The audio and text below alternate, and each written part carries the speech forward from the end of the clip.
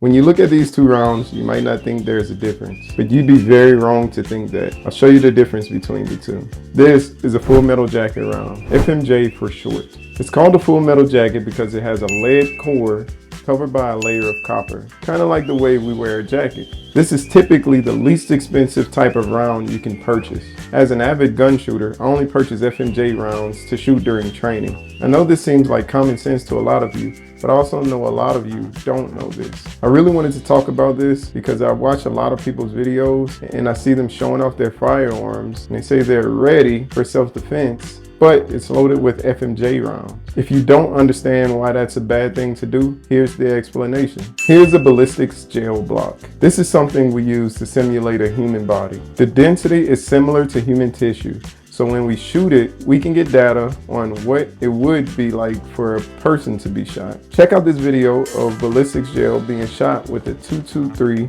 FMJ round.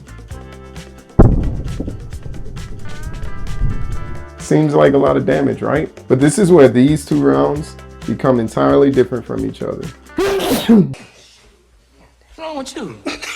This round that we haven't talked about yet is a round called Controlled Chaos. It's produced by Lehigh Defense. Unlike the FMJ round that has a lead core and a copper jacket, this round is solid brass. If you haven't noticed, it also has a cavity right here in the center of it, which is something we refer to as a hollow point round, or HP for short. This type of round is usually the most expensive you can purchase. These are the type of rounds I usually don't shoot, but I keep my firearms loaded with for self-defense. Keep in mind when you purchase these, you should shoot some of them just to make sure they function through your firearm properly. Now let's look at the difference of the impact of this 223 hollow point Controlled Chaos round.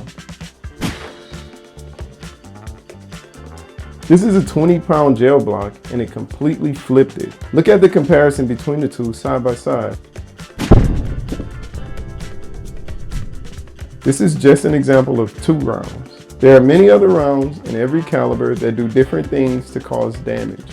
You should always be doing your research when choosing ammo for self-defense. I know now from one of my recent videos that there are a lot of people who really don't want to kill someone in a self-defense situation and only want to cause the minimum amount of damage. I understand that, but me, I want the best tool to end the threat as fast as possible, and ammunition choice is a big part of that. If you like that info, please like and subscribe if you already haven't.